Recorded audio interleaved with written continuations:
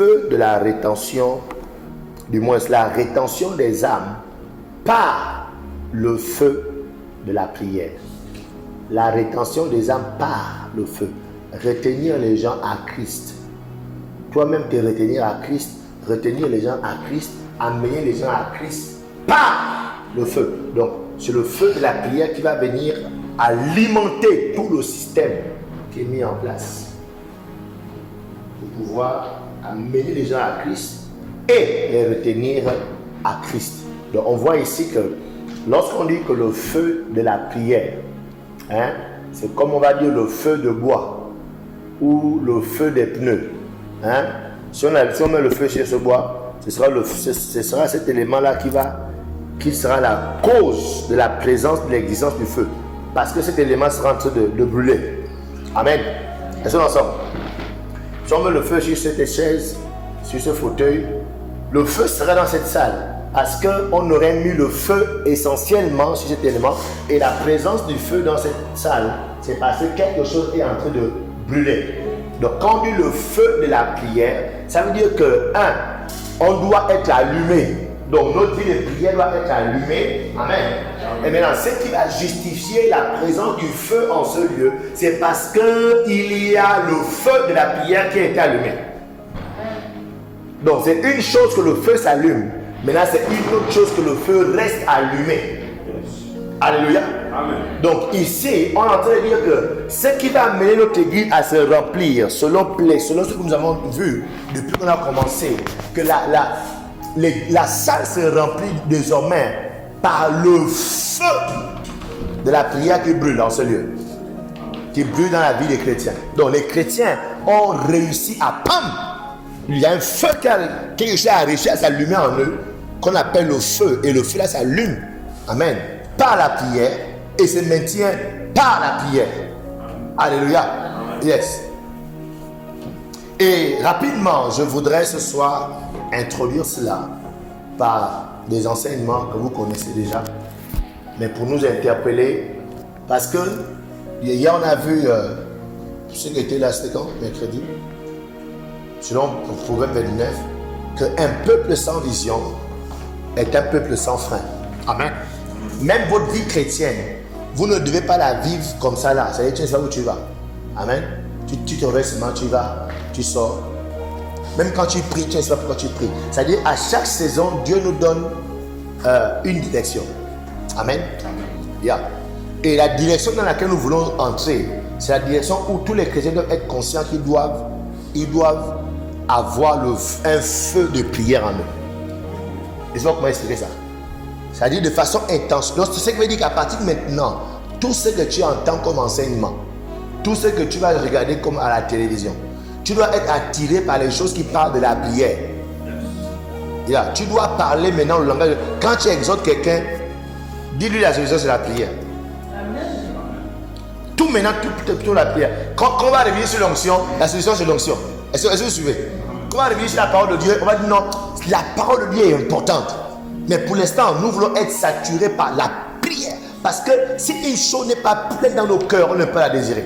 Donc nos chrétiens doivent entendre ça constamment, la prière, le feu de la prière. Quand tu dis la prière, tu dois parler de la prière. Quand tu prêches, tu dois parler de la prière. Quand tu exhortes, tu dois parler de la prière. C'est pourquoi dans nos cellules, nous parlons de la prière. Nous enseignons sur la prière. Amen. Donc pourquoi? Parce que nous avons compris clairement qu'en tant que disciple de Jésus, selon Matthieu 28, verset 29, 19, il a dit, allez, faites de toutes les nations des disciples, les baptisant au nom du Père, du Fils et du Saint-Esprit. Autant que nous sommes, nous avons pour maître Jésus. Amen. Amen. Yeah. Nous sommes des disciples, et un disciple ne peut ne pas être un homme de prière, parce que Jésus était un homme de prière. Amen. Donc la particularité de Jésus, amen, la particularité de Jésus, c'est que Jésus était un prieur. Donc l'église Foursquare poursuit le disciple-là, poursuit à amener tous les chrétiens à être comme Jésus était. C'est vrai, tu peux me regarder, mais l'objectif c'est qu'au travers de moi, tu réussis à devenir comme Jésus était. Alléluia. Comment était Jésus? Jésus était un homme de prière. Jésus affectionnait la prière. Donc le chrétien qui veut être disciple, ce chrétien doit rechercher à aimer la prière, à devenir un homme de prière, une femme de prière. Donc il est clair que notre communauté poursuit cet objectif. Et nous savons désormais que tout chrétien qui vient en ce lieu, tout chrétien en tout cas, vous qui êtes là en tant que leader, en tant qu'ancien, vous devez comprendre que lorsqu'on invite quelqu'un à l'église, notre objectif c'est que la personne devienne disciple de Jésus. Donc à Foursquare, nous ne jeûnons plus parce qu'on a des problèmes. Amen. À Foursquare, nous ne prions plus parce que voilà, j'ai un démon qui m'a poursuivi, donc je prie aujourd'hui. On ne lit plus la Bible parce que voilà quelque chose. Nous jeûnons, nous prions, nous lisons la Bible désormais parce que nous avons pour vision de devenir disciples de Jésus. Et on ne peut devenir disciple que lorsqu'on pratique ces choses. Donc ma méditation, ce n'est plus juste parce que je vais lire quelque chose dans la nuit. Non, je médite le matin parce que je sais que c'est un élément essentiel, important pour moi pour devenir un disciple. Un disciple peut ne pas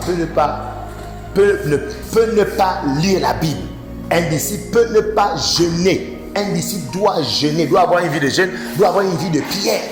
Que ça fasse mal, que ça me dérange, c'est ça mon objectif. Le jeûne doit être présent dans ma vie. La lecture de la Bible doit être présente dans ma vie. D'accord? La prière doit être présente dans ma vie de façon régulière. Pas pendant une semaine après, puis je me repose. Non. Tous les jours. Est-ce qu'on est ensemble? Donc, c'est ce que Jésus était. Et c'est ce que Jésus-Christ nous a demandé de faire. Il nous a demandé de tous ceux qui veulent être ses disciples, ils doivent faire quoi? Le suivre. Faire tout ce qu'il faisait. Te débrouiller à reproduire Jésus. Et je t'en supplie, tu peux me regarder. Si tu vois que je ne prie plus, ne me regarde plus. Regarde à Jésus. Parce que notre vrai modèle, c'est Jésus, c'est pas le pasteur. Parce que le pasteur aussi peut ne plus être un homme de prière, tu vois pas non. Le pasteur aussi peut ne plus jeûner, tu vois pas non. Est-ce que Jésus jeûnait? Oui, alors il faut jeûner. Même si le pasteur dit non, écoutez, vous savez, hein, on est obligé de jeûner, hein, Dieu va se mettre au cœur. Oui, monsieur le pasteur, merci. Mais Jésus jeûnait. Vous comprenez? Oh non, vous savez la parole de Dieu, hein. Voilà, le plus important c'est que ton esprit, donc pas besoin de bûcher les... Monsieur le pasteur, est-ce que Jésus bûchait les Écritures? Oui, alors je dois bûcher les Écritures. Vous comprenez? Yeah. Donc le pasteur, je le suis aussi longtemps, il suit mon Jésus. Dès qu'il a arrêté de suivre Jésus, ok, monsieur le pasteur, merci. Je t'aime bien, mais moi, je veux être comme Jésus. Apparemment, tu n'es plus prêt à me présenter Jésus au travers de toi. Je ne vois plus apparemment Jésus au travers de toi. Donc, je change. Je regarde, mes yeux se détournent de toi et puis je regarde plus haut. C'est bon? Waouh! Donc, tout au long de son ministère, nous voyons clairement notre Seigneur Jésus-Christ chérir la prière, apprécier la prière. Donc, pour devenir disciple de Jésus, une des choses qu'il faut apprendre maintenant, c'est prier. Il faut apprendre à prier. Yes. Il faut apprendre à prier. Je ne parle pas de parler parce que tu deviens un peu fou. Tu es un peu non. Parce qu'il y a des gens, quand ils deviennent un peu fous, ils parlent déjà seuls. Parler seul dans ta maison, il va dire que tu es en train de prier. Amen. Je parle ici de façon intentionnelle. Tu organises ton temps pour dire non, je dois prier. Je me mets à part pour prier. J'ai un programme de prière. Voici ce programme de prière. Et ce programme doit évoluer au fil des ans. Plus tu grandis dans la foi, ce programme doit aussi grandir. Doit aussi évoluer. Si en début d'année, tu as réussi à prier 30 minutes non-stop, tu dois avoir pour objectif de dépasser les 30 minutes. Parce que notre Jésus priait 30 minutes, c'est vrai. Il priait aussi 1 seconde, amen. Mais il priait aussi 3 heures de temps. Il priait aussi 7 heures de temps. Il priait aussi toute la nuit seul. Amen. Donc en tant que disciple de Jésus, ça va être target, c'est-à-dire ton baromètre. Est-ce que Jésus priait 24 heures? Oui. Est-ce que j'ai déjà fait? Non. Il faut que je trouve un jour où je prie 24 heures seul. Il faut que je trouve un jour où je reste dans une salle pendant 7 heures de temps. je suis en prière. Il faut que je trouve un temps où pendant 10 heures de temps, je suis seul dans une pièce, je suis en prière. Il faut que je trouve un temps où pendant 3 heures de temps, non-stop, je suis en prière. Ce sont des ambitions que tu dois te donner, des objectifs que tu dois te donner. Pourquoi? Parce que ton Seigneur et mon Seigneur a prié comme ça.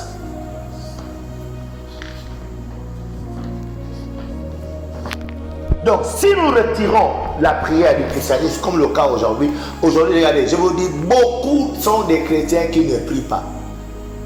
Ils font juste la pratique religieuse de la prière. Amen. Prier, prier, c'est différent de faire cette pratique religieuse qui est la prière, où tu pries juste pour satisfaire ta conscience.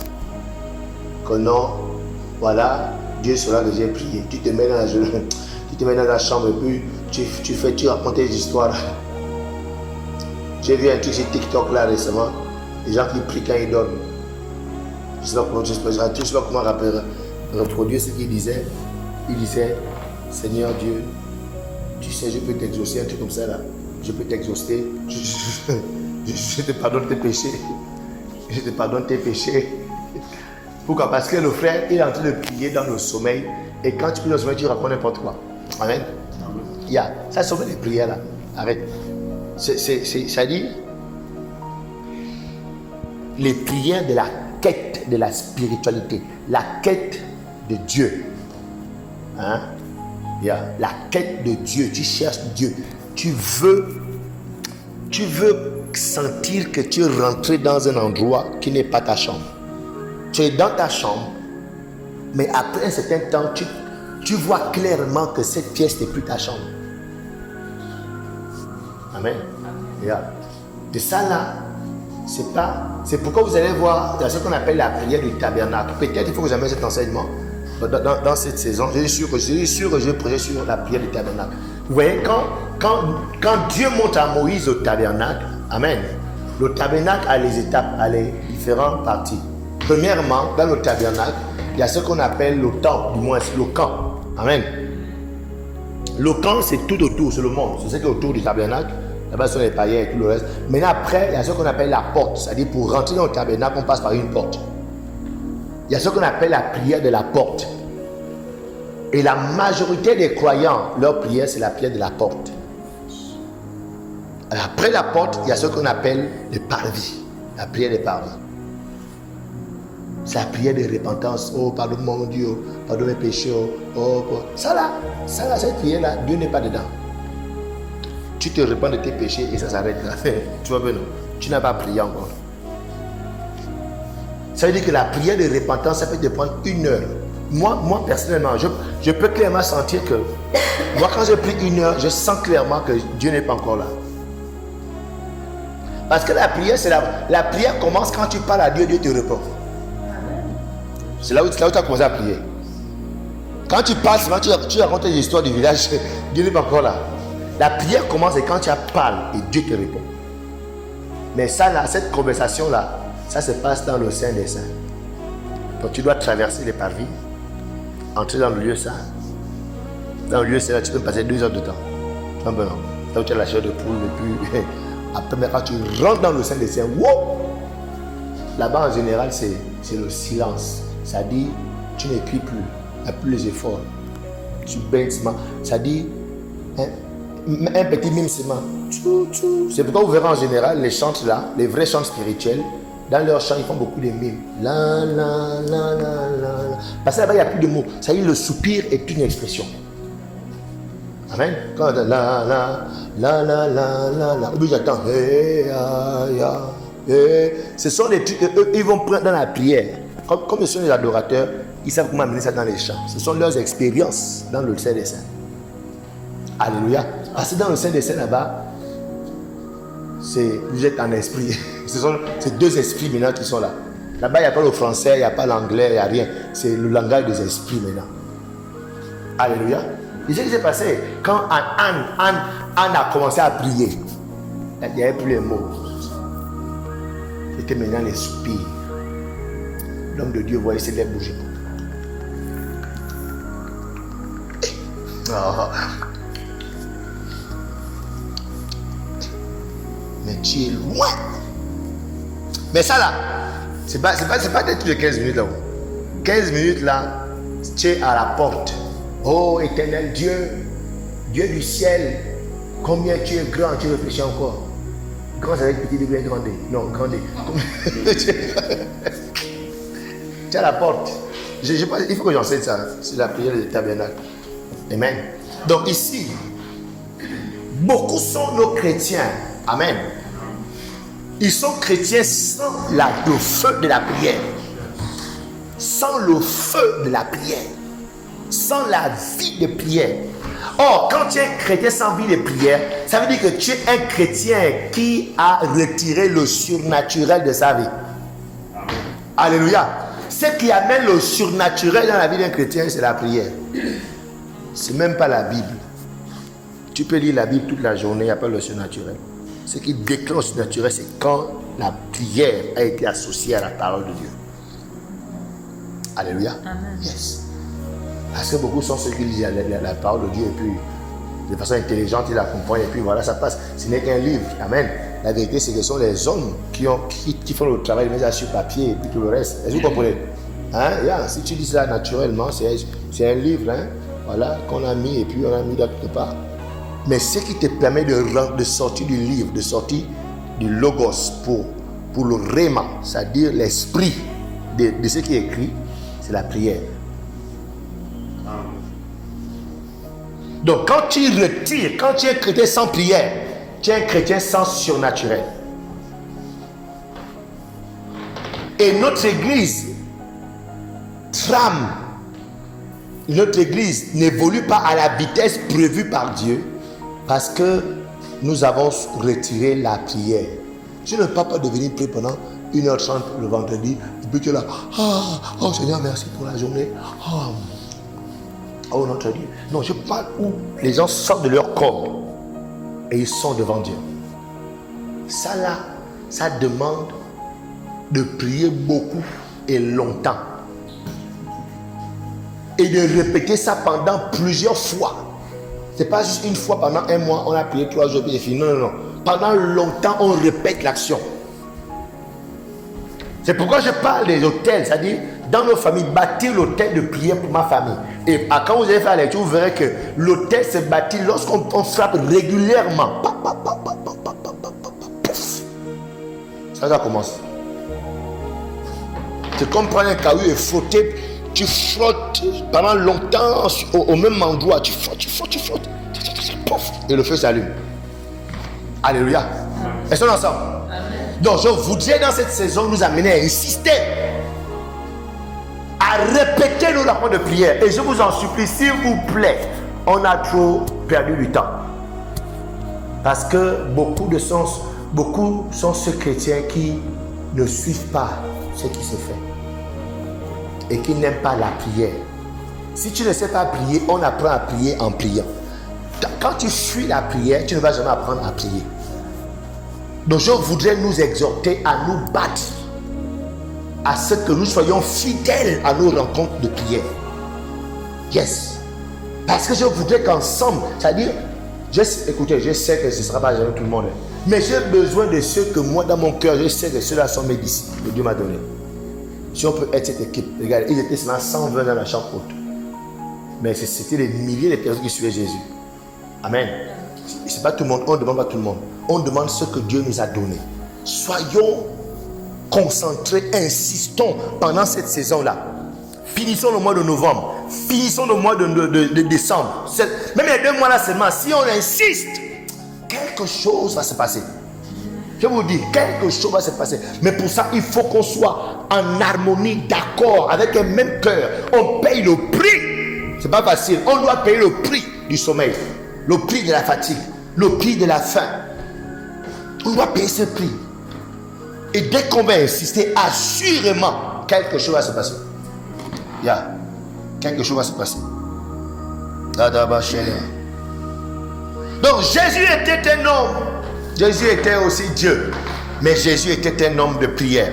Donc je suis en train de vouloir vous dire ce soir que si nous retirons la prière de nos vies, c'est que nous avons décidé de retirer le divin et le surnaturel. Ce qui faisait de Jésus-Christ divin et surnaturel, c'était un homme de prière. Tous les grands hommes de Dieu que je connais, ils vont te dire que c'était des grands hommes de prière. Alléluia. Il n'y a aucun homme de Dieu, il n'y a aucune église, aucun homme de Dieu, aucune femme de Dieu qui ne soit un homme de prière, ou bien que cette église ne soit une église de prière, où la prière est intense. Yes. Et la prière dans une église ne peut pas être intense par le pasteur seul. Le pasteur doit avoir une équipe de gens qui sont engagés. Et, c'est-à-dire, vous savez, pour être engagé, ce n'est pas juste par obéissance. Il faut déjà aimer la prière. C'est pourquoi il faut beaucoup prier pour prier. Tout à l'heure, on va prier pour prier. Il faut prier pour prier. Prier pour aimer la prière.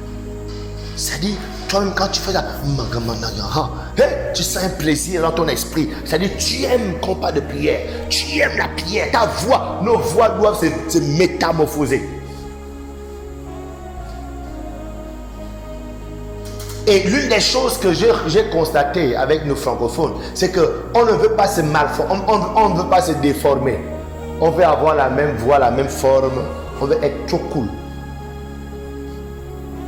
Il y a beaucoup de vidéos que j'ai souvent sur TikTok. Quand tu vois une jeune femme, elle est belle comme ça. Mais quand elle prie comme ça, elle devient vilaine. Amen. Pourquoi? Parce que tu ne peux pas chercher le Seigneur et tu es cool. Il doit avoir des malformations sur ton visage, sur ton nez, sur ton corps. Des malformations. Ta voix doit devenir bizarre. Est-ce qu'on est ensemble? Ne vous inquiétez pas, je sais comment on fait ça. Suivez-moi seulement. Et je ferai de vous des prières. Suivez-moi seulement. Amen. Je vous explique seulement. Tout ce que j'attends de vous, c'est l'obéissance. Suivez-moi. Allons-y seulement. Donc, si vous retirez, je vous dis le surnaturel, ce qui vous attend, ce qui va vous rester, c'est que vous serez juste des êtres humains simples. Un chrétien sans prière est un être humain normal. Il n'y a aucune différence entre toi et le païen.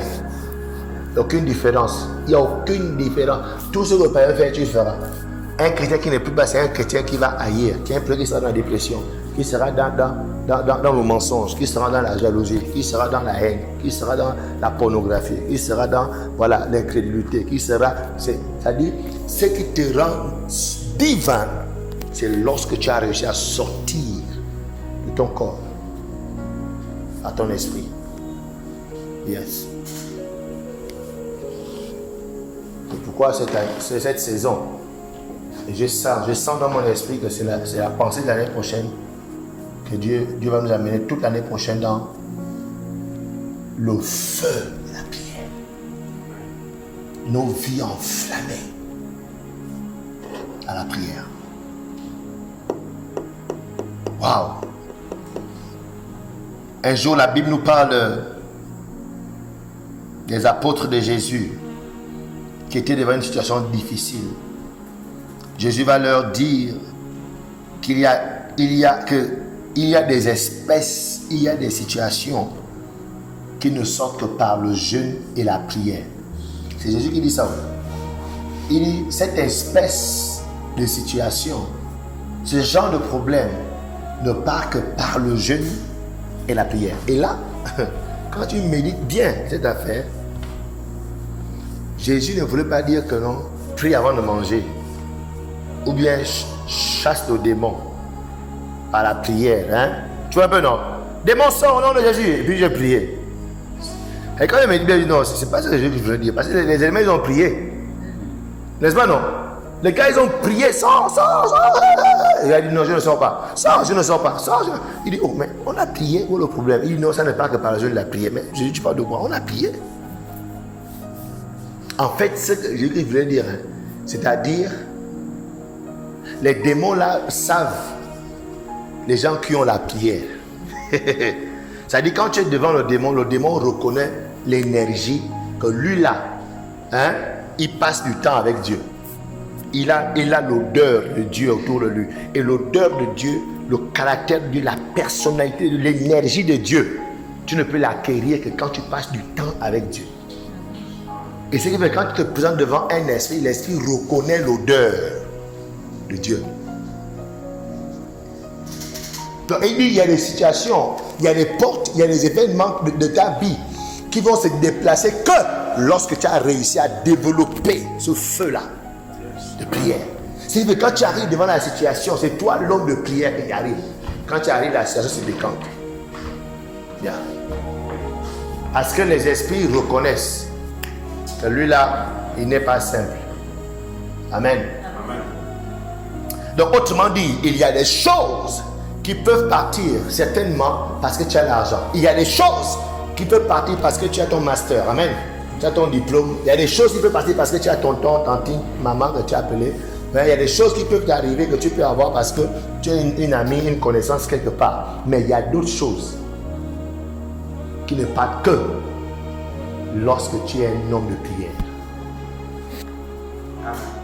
Que lorsque tu es une femme de prière. Et je vous dis que cette église va devenir ce qu'elle doit être lorsqu'on deviendra des hommes et des femmes de prière. Amen. Parce que la destinée prophétique de l'église, c'est que l'église devienne grande. C'est que l'église remplisse, d'accord, toutes les nations. Que l'église se répande. Que l'église chasse les démons, guérisse les malades. Que l'église, se multiplie en nombre, en qualité. C'est que l'église domine. Alléluia. Et nous avons la grâce, c'est que nous ne sommes pas une église aventurière. Nous sommes une église qui existe, qui a fait ses preuves.